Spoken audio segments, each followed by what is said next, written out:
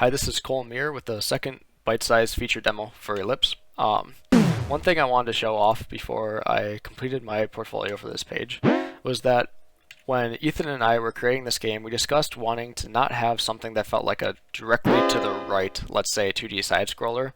Instead, we wanted to make this game feel like you were wandering aimlessly throughout space. And if you can see, when I'm going from planet to planet, the whole camera is rotating so that the next planet fits neatly to the right of the screen. But that allows the planets to spawn at odd angles. So here we have directly to the right. That planet was there, this one was here, and this one's here. So we have a new angle that we're shooting off. And the way players observed the game, and we found this through usability testing, is they didn't realize that on average you're still going directly to the right. They felt as if they were bouncing all over the place and they could go in any direction. Now, when we proposed this idea to, I believe, a TA, the discussion was that it'd be very hard to spawn planets in a way that was random without having a planet spawn here, and accidentally have one go here. So our solution was actually just with the camera roll. And I can explain that because I programmed it.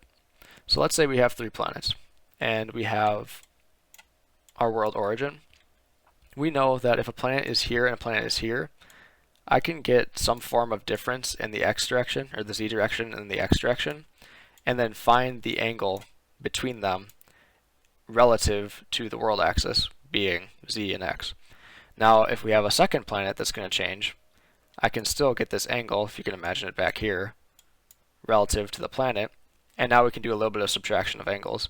So if the previous angle was this way, and the next angle is going to be this way, we just add, that looks like roughly 90 degrees to the camera yaw.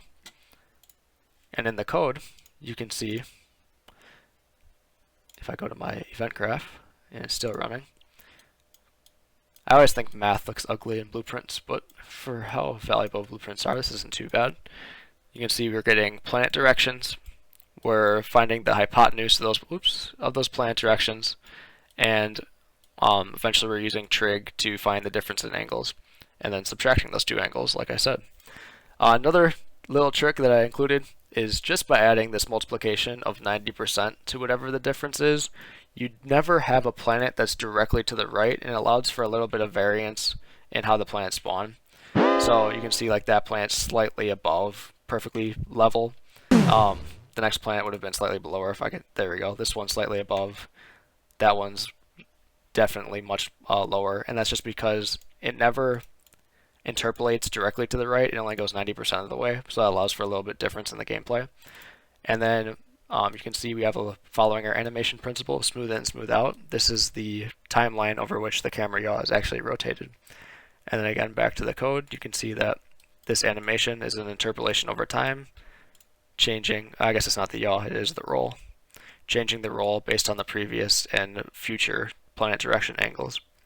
So yeah, that is how we get this nice game design floating aimlessly feel in our game of Ellipse. And thank you for watching this feature demo.